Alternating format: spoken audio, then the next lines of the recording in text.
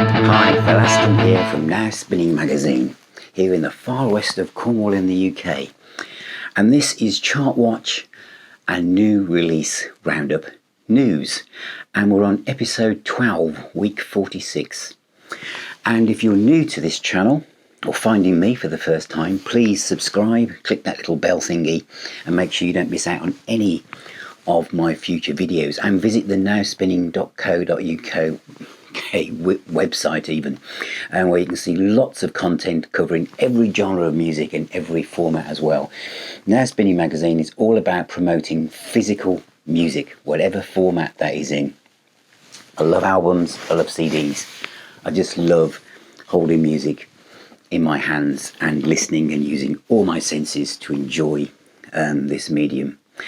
So in this episode, it's slightly different. It's the monthly roundup. So in Chart Watch, I do like a quick overview of the UK album charts, pick out a few statistics. I know lots of music fans are interested in like how many sales you need to get to number one and what was the breakdown between CDs and vinyl. So I just pick a couple of artists to do that with, and then do a quick roundup of all the new releases I've got my eye on for doing future reviews and features on this channel and on the website. But in this one, I'm going to look back primarily at October and do like accumulation of everything that's happened. I am also going to look at the more specialist charts. So I'm going to look at the rock and metal chart, jazz, and classical as well. And also, you've seen me recently do more unboxing on 7-inch vinyl box sets. And some of you said singles. You'd be surprised. So I'm just going to touch on the vinyl, the 7-inch vinyl chart as well. Some of you are thinking there's a 7-inch vinyl chart. Yeah, in old money that was the chart, wasn't it? But of course now there's streaming, and everything has been split up. And I did a breakdown a few weeks ago on how the streaming chart equals a sale. And again, that's streaming, so that how many streams you need to equate to in old money a 7-inch single, and now there's a 7-inch single chart. I know. Anyway, without further ado, let's dive in. And first of all, we'll just have a quick visit to the UK album charts for week 46. So, what made number one? Number one was Lewis Tomlinson, who is, of course, the guy that was in One Direction.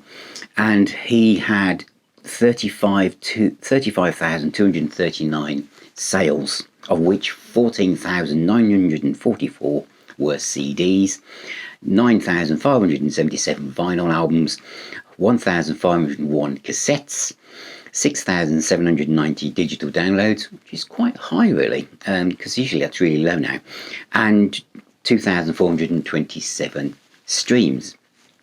But yeah, 35,000 roughly to get to number one.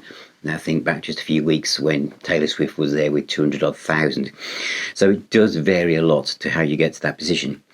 So at number two, which is the other one I want to mention, is Bruce Springsteen, who's gone into number two with his album of cover versions from the 60s and 80s, and he sold 29,175. So in another week he would have got number one with that, but that sales are 43.64% down on the 51,700 sales he had on his previous album Letter to You. Now I do know a lot of people who Bruce fans have thought, oh, it's an album of covers, and so maybe that's what it is, but he's also got volume 2 in the works as well. Anyway, let's move on now to the actual monthly breakdown of what was going on. I'm going to mention basically two artists here. One of them is Taylor Swift and her Midnight's album, because that sold over the last month 204,000 copies. And the reason why I want to mention this is because I am passionate about all physical formats for music. I like them all. I know there's lots of groups on Facebook that are CD only or vinyl only. I have none of that, because many of us are quite happy to buy both, depending on what the artist is and what we see and what's a bargain or what we like. It doesn't mean that it doesn't matter. physical media is a niche area of the music business. But differentiating between which is better or worse is mildly irritating to say the least, really. And this breakdown in Music Week is one of those things that just slightly irks me a little. The reason is, of course, was that out of all those 200,000 sales, she says Midnight broke the vinyl sales record for the 21st century for weekly sales. Okay, that's a dramatic headline, isn't it? Broke the vinyl sales record for the 21st century. It's like one of those big headlines, isn't it? 61,948 vinyl albums were sold by Taylor Swift. And it also delivered the highest streaming total, 57,900 equivalent stream sales as well. So again, we've got the vinyl, terrific, record-breaking 21st century sales of vinyl. Then we just drop down, and the streaming is also enormous, okay? And then it talks about the fact it beat Ed Sheeran, blah, blah, blah. And then it says it also sold, as if like, by the way, we have to mention this, I suppose, while we're here. It also sold 75,667 CDs. And that's it. Fastest selling album of the year. Now, I think the CD there, in this case, deserves a pat on its shiny back, because this is a format that continually gets told that it's not worthy and no one, it's landfill and you can go into Facebook Marketplace and pick up bucket loads of them for nothing. And we all know as music fans and viewers of this channel how much I've championed this format, and of course other YouTubers and websites are doing similar things. But even now, and considering it has no push, think about everything now is vinyl, and I love vinyl. I'm going to touch on a few vinyl things in a moment. But it's like, it also sold a few CDs. It actually sold more CDs than vinyl, didn't it? By a margin. It was more than streaming, but it's not seemed cool to say. And the CD sales were also remarkable. Easy to say, wouldn't it? And CD sales outstripped vinyl by, 15,000. But no. But anyway, I shall continue to do my bit for the shiny disc and all physical media, which is what I intend to do here at Now Spinning magazine. Oh, the other, so that was number one for October. The only other artist I want to land on is Slipknot, who were the 10th best-selling album artist of October, and their sales were 18,324. Different, but it's a metal band, so I thought I'd mention them.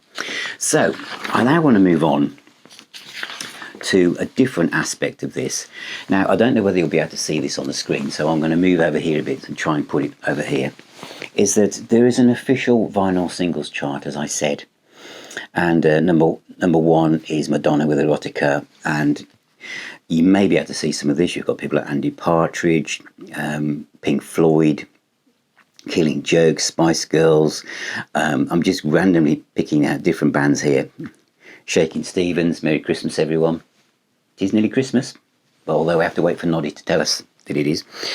And all sorts of people. But the fact is, people are buying 7-inch singles. And I don't, to be honest, I don't mind what they're buying, whether they're buying the Spice Girls or Pink Floyd. The fact is, people are falling in love with physical media again, and singles. And as I said in my review of the Dave Clark 5, when you put a single on, you have nowhere to go but to sit down and just listen to that song.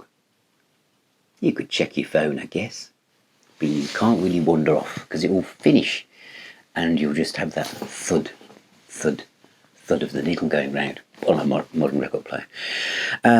You're in the moment listening to that song with the artist.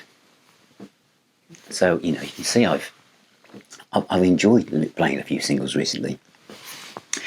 Also now, hopefully on the screen-ish, although you may not be able to see it all, is the official vinyl albums. Again, Taylor Swift, as you'd expect, she's everywhere. And the 1975, etc. But as you look down this list, you'll see like Pink Floyd and Animals at number 11, Slipknot, number 15, Stereophonics, Queen of the Stone Age, Paul Weller, The Clash, Fleetwood Mac, The Cult, Black Sabbath, with their debut album Black Sabbath is in the vinyl charts, and Pink Floyd, Dark Side of the Moon, Japan, Exorcising Ghosts, etc. Now, I personally love this, and I can see how this is happening, is that many of us of a certain vintage will remember that, we look back through those books or the internet telling us what were the charts like in 1975, 1983 or whatever, and those are all the albums there, etc., and then things would drop in and out, and we look at some of these things like Dark Side of the Moon or etc., and think, oh, it's an old album, but you have to think, who's buying that? Because technically we've all got it several times. But the great thing about being young, and for young music fans now, is they're not tied down to thinking, oh, that's an album that's 30 years old, or that's 8 years old, or I remember wearing a little Deep Purpling rock badge in the early 80s, and someone coming up to me and says, Christ, Phil, that's over 10 years old, and you still listen to that. Well, I still do now, and it's over 50 years old. But anyway, I don't think young kids and young music fans think like that anymore. They just see it as music. When you go onto a playlist on Spotify, it doesn't say, oh, this is Kate Bush running up that hill and it's over 30 odd years old, and this is Led Zeppelin and it's 50 years old, and this is 4 weeks old. It's just music. When you watch a TV drama and the soundtrack's there, and that's all these music sync companies who are obviously using all the music that they have access to, which is everything. Everything is available, but everything sounds like music. And the same as music festivals now. You'll have a rock metal act next to a pop act, and no one really bats an eyelid. The generation I came up with, it was like metal, pop, soul, jazz over there somewhere in the distance. But now everything is together, and I think my sons, they'll listen to all genres of music. To them, they just put that on, then they put this on. It's just the same, and I think that is what's great looking at this. But I'm going to now dive into the specialist charts, and how many am I doing? Just 3 in particular, because I think this is interesting. The official rock and metal chart. This is the rundown for October 2022.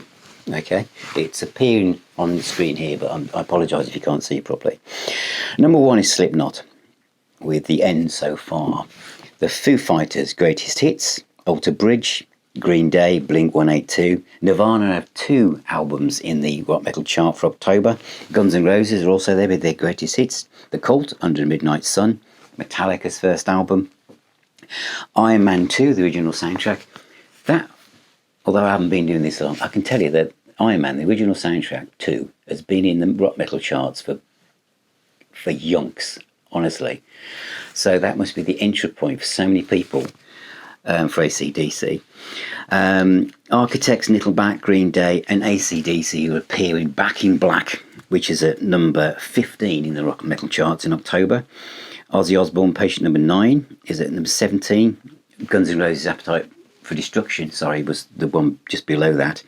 Linkin Park, Lamb of God, Omens. So again, a complete mixture. But again, imagine just going to listen to music, and Spotify's recommending what to play next. You just go from one to the other, and it just seamlessly sounds like now. The 2 that are kind of different are the official classical artist chart and the official jazz chart. Now, I think this is interesting, especially for classical music, which I'm going to start to feature more of on this channel. Anodi is number 1 with Islands. Fair enough. Max Richter is at number 2. Alan Menken is at number 3 and 4 with Little Mermaid. Anodi is also in at number 6. Max Richter is at number 8. Max Richter is number 11. Hans Zimmer is number 17. Anodi is at number 20. Anodi is actually also at number 12. The reason I'm saying that is because we have the top 20 classical artists here, and several of them are in there multiple times, which means that the way the algorithms are working on streaming platforms is it just says listen to this, listen to this. So for new classical contemporary artists, how do they get heard when it's literally so focused towards these areas? And this is especially true with jazz. So what would be number 1 in the jazz chart? Glenn Miller. Ella Fitzgerald is in there. Sade's in there. She's in there actually 3 times. She's in there with Lovers Live. She's in there with The Best of Sade. She's in there with Lovers Rock. But Miles Davis is in there with Kinda Blue at number 7. It's been in the charts obviously since for about 63 years, according to that then. Nina Simone is at number 9, number 10, and number 11. Nora Jones is at number 14. Ray Charles is at number 20. Again, where are all the new jazzers? And there are loads. I love jazz, and yes, I'm going to feature a lot of Miles Davis soon, but there's a lot of artists out there as well that need to be discovered. So looking at this makes me realise there's so much music for us all to enjoy, but to explore. And I take risks on this channel. I could just go for the big names and go for the views, go for the numbers. But I will also do my best to try and promote new bands. I've got a new music roundup video coming up with lots of CDs, and you've also seen me recently, and I know this is a slow burn video, but the Damien O'Neill album, which is superb. Just go to that. I've just recently done it and listen to that track. It's fantastic. Anyway, new releases. Thank you. New releases, there's quite a few of these on the Now Spinning magazine website as well, but the Thin Lizzy Live and Dangerous box set, it's about £60. I know some people say that's a lot of money for a single album. Well, it's an LP size box set. There's 8 discs. It's a hardback book. It's a classic album. It'll be every night of the tour that was recorded. So all those people that said, "Oh, it was redone in the studio," we're gonna find out, because Scott Gorham's been behind the mixing, and he always said it was as it was. So this is great. So Tony Visconti, we shall now find out ourselves. But that does look like it's an essential release, isn't it? Motley Crue box set coming in from BMG. That could just be the albums in a box with no booklet. BMG kind of go from one extreme to the other and how they kind of put these things out. It could be like Skid Row, the little digipacks and stuff. Don't know. Hopefully find out more soon. The Humble Pie box set is imminent. It still hasn't dropped in price. That's 8 CDs and it's about 85 quid, which seems a bit steep to me, considering it's been out on vinyl, but this is coming out on CD. So rolling back to the start of this video, and I said CDs are on the ascendant. That shows that the record labels believe they are, as a vinyl only box set gets converted into CD.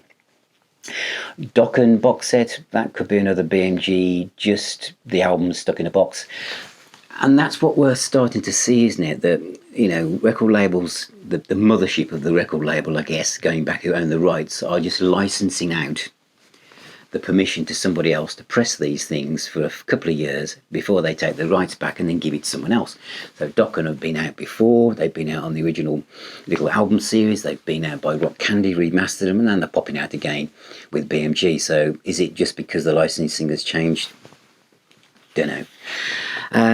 What else is there? Robert Palmer, The Island Years. That's a box set that, to me, feels as if it had come out a few years ago. It would have been about a third of the price, but record labels are now realising, you know what, we could make this a lot more money than it is. So I'm seeing a lot of that, really. And the other news I shall end on is that Bruce Springsteen, yes, number 2 in the charts with his covers album, has got something else up his sleeve, and he's confirmed he's preparing a box set of 5 previously unreleased albums, mainly recorded during the 90s. He's recently been interviewed by Rolling Stone magazine, and he added detailed the comments saying, the collection will follow the spirit of Tracks, his 1998 set of unheard and alternative songs. And he says, I have a box set of 5 unreleased albums that are basically post-1988. People have always wondered, when people look at the work in the 90s and they go, didn't do a lot, did he, in the 90s? Because he was busy with the E Street Band. And he says, I actually made a lot of music during that period of time.